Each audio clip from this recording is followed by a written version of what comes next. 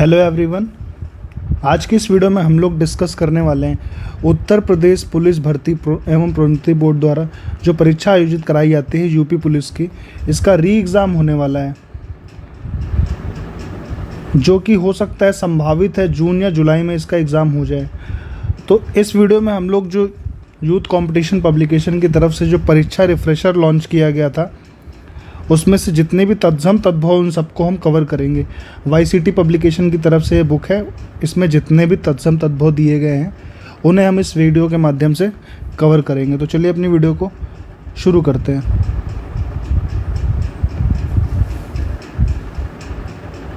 पहला क्वेश्चन यहाँ पे हम शुरू करते हैं। पहला क्वेश्चन यहाँ दिया हुआ है। पहला क्वेश्चन यानी तद्भव तत्वों को हम लोग यहाँ पे कवर करेंगे। अमचूर का तत्सम होता है आम्रचूर्ण। अगम का तत्सम शब्द होता है अगम्य। अंश का तत्सम अंश होता है। आकाश का तत्सम आकार्य होता है। अंगूठा का अंगुष्ठ, ये इम्पॉर्टेंट है, जो इम्पॉर्टेंट होगा वहाँ मैं स्टार लगाता हुआ चलूँगा।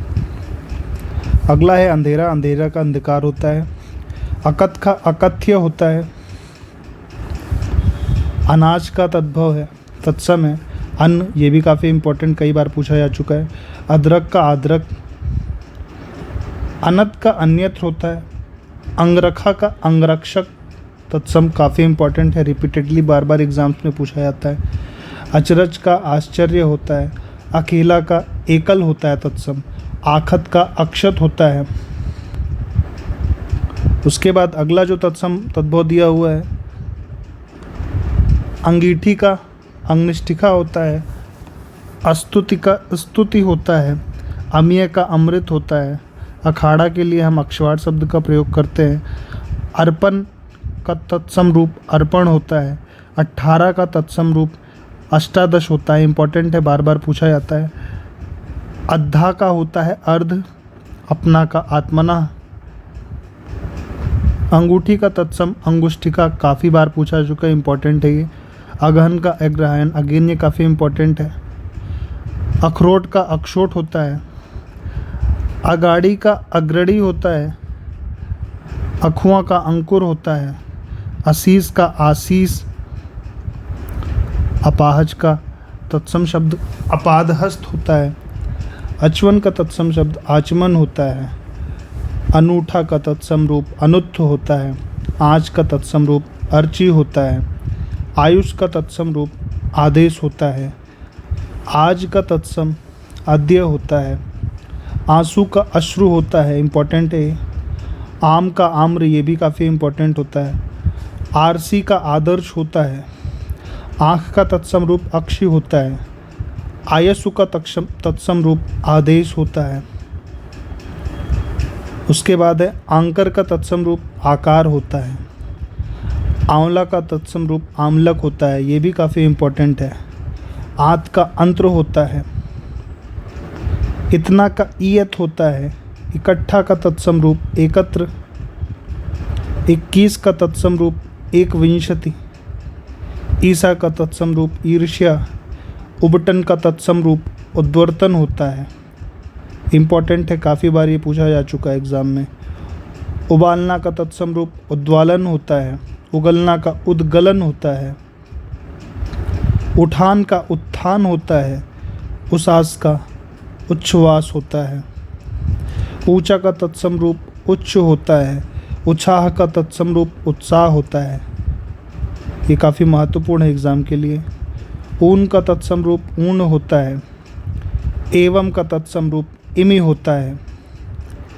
एक लौता के लिए हम एकल पुत्र का प्रयोग करते हैं। अगला तत्सम शब्द जो हमारा दिया हुआ है वो है अजान का अज्ञान होता है। अंगुरी का अंगुली होता है, इम्पोर्टेंट है ये। अक्षर का अक्षर होता है। अहिर का आभीर होता है, ये भी काफ़ी इम्पोर्टेंट है। अहेर का आखेट होता है। अधराम का अधर्म होता है, यानी अधर्म का अधर्म होता है। अनेह का अस्नेह होता है। अलग का अलग्न होता है। अट्टारी का तत्सम रूप अट्टालिका, most and most important question है ये। अछोह का अक्षोभ होता है। अंजुलि का अंजलि होता है। अंगोछा का तत्सम रूप अंगुरपोछा। अगेन ये काफ़ी इंपॉर्टेंट है एग्ज़ाम के पॉइंट ऑफ व्यू से। नेक्स्ट क्वेश्चन है, अमावस का अमावस्या होता है, इंपॉर्टेंट है।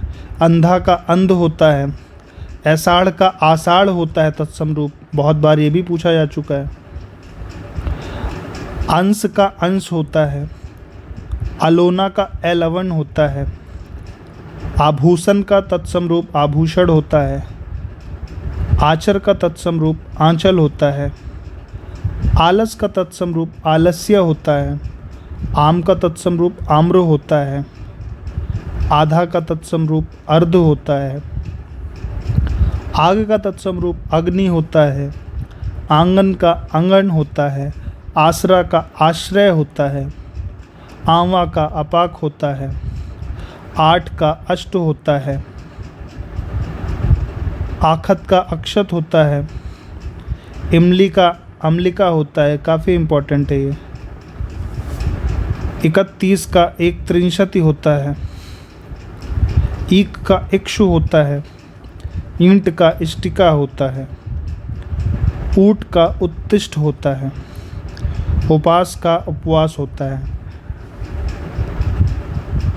उगना का उद्गत होता है। फ्रेंड्स, अगर आप लोगों को मेरी वीडियो पसंद आ रही है तो कृपया वीडियो को आप लाइक कर सकते हैं। अगर अभी तक चैनल को सब्सक्राइब नहीं किया तो चैनल को सब्सक्राइब कर सकते हैं। आपको हमारे चैनल पे इसी तरह के कम टाइम में काफ़ी ज़्यादा कंटेंट आपको फ्री में प्रोवाइड कराए जाते हैं और हर एक क्लास का PDF भी आप हमारे टेलीग्राम चैनल से डाउनलोड कर सकते हैं। तो मेक श्योर कि आप चैनल को सब्सक्राइब कर लें और जो बेल आइकन है उसको प्रेस कर लें। चलिए नेक्स्ट क्वेश्चन की तरफ चलते हैं। अगला क्वेश्चन है उलाहना। उलाहना का तत्सम रूप उपालंब होता है। उदाहरणा का तत्सम उद्घाटन होता है। उपरोक्त का तत्सम रूप उपर्युक्त होता है, काफ़ी कंफ्यूजिंग होता है ये, इसे ध्यान में रखेंगे। उल्लू का उलूक होता है। ऊट का उष्ट, ये काफ़ी इम्पोर्टेंट है। एका का एक्य होता है। ऐसा का ईदृश होता है। अगले क्वेश्चंस की ओर चलते हैं। अगला दिया हुआ है, ओट का तत्सम रूप ओष्ठ होता है। ओला का उपल। अगला है अवतार का अवतार। अवगुण का अवगुण होता है। कंधा का स्कंद होता है। अगला है कसेरा का कायस्यकार होता है। कूर का क्रूर होता है। कहार का स्कंधकार, ये काफ़ी इम्पोर्टेंट है। कपड़ा का करपट होता है। केवट का तत्सम रूप कैवर्त होता है, ये भी इम्पोर्टेंट है। कान के लिए कर्ण का प्रयोग किया जाता है तत्सम रूप में। कार्तिक का तत्सम रूप कार्तिक होता है। कुआं का तत्सम रूप कूप होता है। किसन का तत्सम रूप कृष्ण होता है। कड़ुआ के लिए हम कटु शब्द का प्रयोग करते हैं। केकड़ा का तत्सम रूप करकट होता है। कोढ़ का तत्सम रूप कुष्ठ होता है। कुम्हार का तत्सम रूप कुंभकार होता है। कचहरी का तत्सम रूप कृत्यग्रह, अगेन ये काफ़ी इम्पोर्टेंट है। कुम्हार का कुंभकार, ये रिपीट हो गया है। कोस का तत्सम रूप क्रोश होता है। किसान का तत्सम कृषक होता है, काफ़ी इम्पोर्टेंट है ये। कपूत का कुपुत्र होता है। कोढ़ी का कुष्ठी होता है। अगला है केहरी का केसरी होता है। कच्चा का कुपच होता है, यानी जो पच ना सके उसे कच्चा कहते हैं। कान का कर्ण होता है। कटघरा का काष्ठग्रह होता है। कछुआ का कक्षप होता है। कांटा के लिए कंटक का प्रयोग करते हैं, काफ़ी महत्वपूर्ण है। कुत्ता के लिए कुक्कुर का प्रयोग करते हैं। खंभा के लिए स्तंभ का प्रयोग किया जाता है। खंडहर के लिए खंडगृह का प्रयोग होता है। खेती के लिए क्षेत्रित का प्रयोग किया जाता है। खार के लिए छार का प्रयोग किया जाता है। खाट का तत्सम रूप खटुआ होता है। खत्री का तत्सम रूप क्षत्रिय होता है। खप्पर का तत्सम रूप खरपर होता है। खाई का तत्सम रूप खाती होता है। गृध का तत्सम रूप गृध होता है। गागर का तत्सम रूप गरगर होता है। गलन का तत्सम रूप गलना का तत्सम रूप गलन होता है। गौना का तत्सम रूप गमन होता है। गणेश का तत्सम रूप गणेश होता है। गुण का तत्सम रूप गुण होता है। अपने अगले क्वेश्चन की ओर चलते हैं। अगला शब्द दिया हुआ है ओझा। ये भी काफ़ी इम्पॉर्टेंट है। ओझा के लिए हम उपाध्याय शब्द का प्रयोग करते हैं। ओसार के लिए उपसाल का प्रयोग करते हैं। और के लिए अपर का प्रयोग करते हैं। औंधा के लिए तत्सम रूप है अवमूर्ध। कबूतर का तत्सम रूप कपोत होता है। ये भी काफ़ी महत्वपूर्ण शब्द है। काठ के लिए काष्ठ का प्रयोग किया जाता है। क्रोधी के लिए क्रुद्ध का प्रयोग किया जाता है। कंघी के लिए कंकती का प्रयोग किया जाता है। कान्ह के लिए कृष्ण का प्रयोग किया जाता है। कैथा के लिए कपित्थ का प्रयोग किया जाता है। काजल के लिए कज्जल का प्रयोग किया जाता है। केला के लिए हम कदली शब्द का प्रयोग करते हैं तत्सम रूप में। कलोल के लिए कल्लोल शब्द का प्रयोग किया जाता है। कंगन के लिए कंकण शब्द का प्रयोग। कपूर के लिए कर्पूर शब्द का प्रयोग किया जाता है। कुम्हड़ा, इसके लिए कूष्मांड का प्रयोग किया जाता है। कर्म का तत्सम रूप कर्म होता है। कर्ण का तत्सम रूप कर्ण होता है। कोठी का तत्सम रूप कोष्ठिका होता है। कोख का तत्सम रूप कुक्षि होता है। कर्तव्य का तत्सम रूप कर्तव्य होता है। किवाड़ का तत्सम रूप कपाट होता है। कारज का तत्सम रूप कार्य होता है। कौवा का तत्सम रूप काक होता है। कलेश का तत्सम रूप क्लेश होता है। कूची का तत्सम रूप कूर्चिका होता है। क्रोधी के लिए हम क्रुद्ध का प्रयोग करते हैं। काटना के लिए हम कर्तन का प्रयोग करते हैं। कंधा के लिए हम स्कंद का प्रयोग करते हैं। कंचन के लिए हम कांचन का प्रयोग करते हैं। कोयल के लिए हम कोकिल का प्रयोग करते हैं। खुर के लिए हम छुर का प्रयोग करते हैं। खुजली के लिए हम खरजू का प्रयोग करते हैं। खीर के लिए हम क्षीर का प्रयोग करते हैं। खेत के लिए तत्सम रूप क्षेत्र होता है। खान का तत्सम रूप खनि होता है। खांसी का तत्सम रूप कास होता है। खजूर का तत्सम रूप खूरजर होता है। खैर का तत्सम रूप खदिर होता है। गहरा का तत्सम रूप गंभीर होता है। गुफा का तत्सम रूप गुहा होता है। गर्मी के लिए हम गर्म शब्द का प्रयोग करते तत्सम में।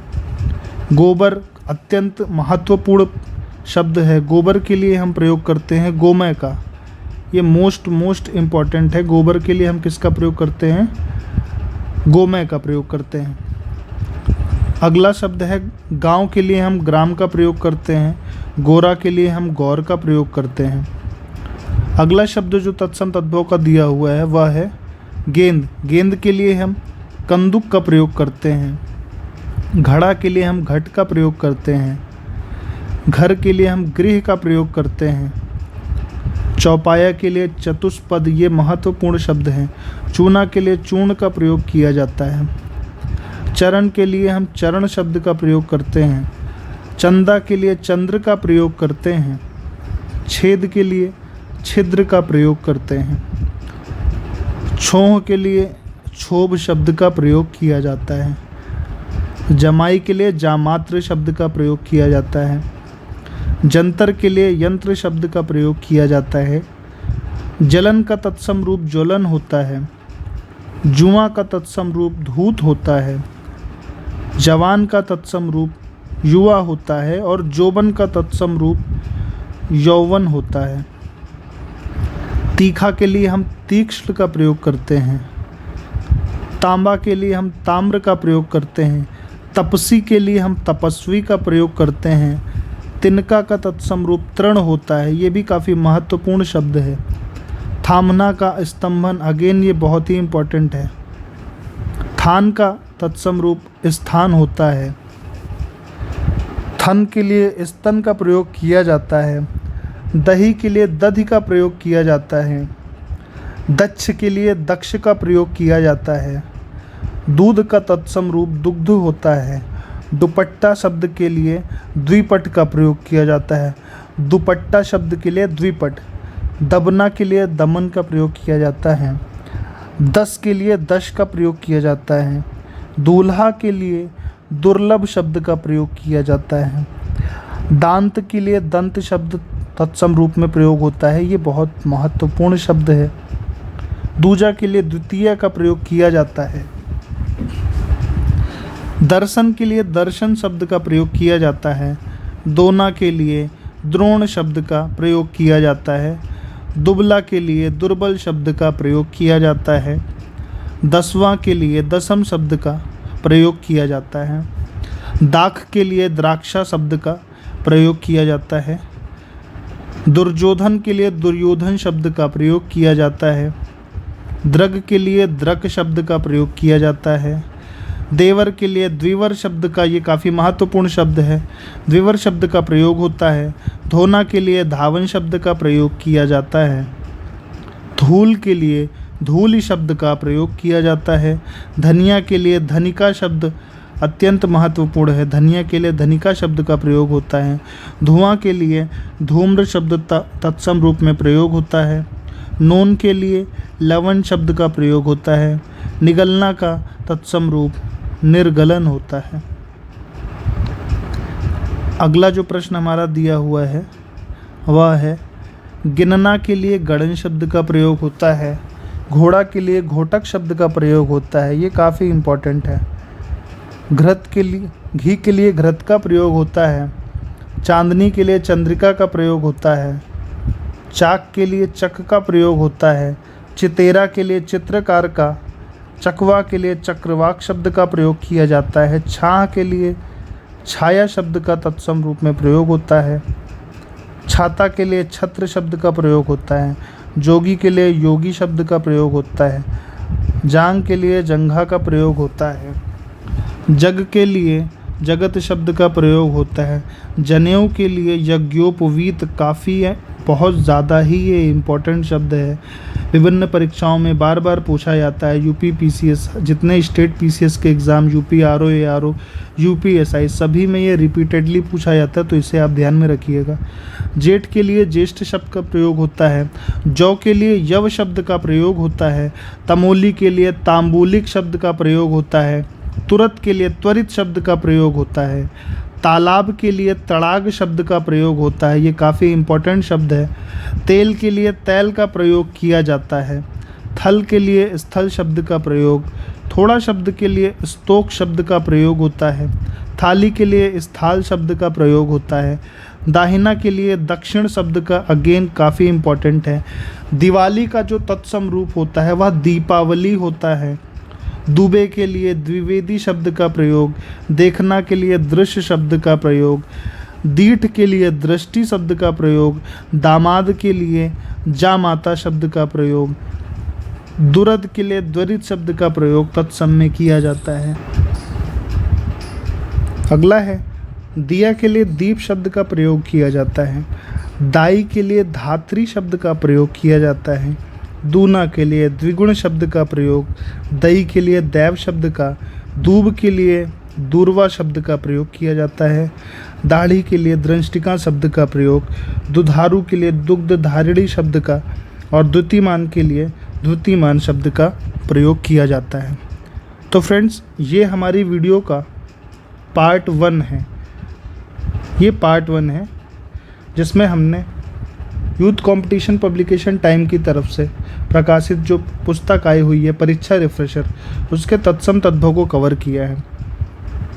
इस वीडियो के बाद जो अगला वीडियो आएगा उसमें हम इसे कंप्लीट कर लेंगे। तब तक के लिए मिलते हैं अगली वीडियो में, तब तक के लिए जय हिंद, जय भारत।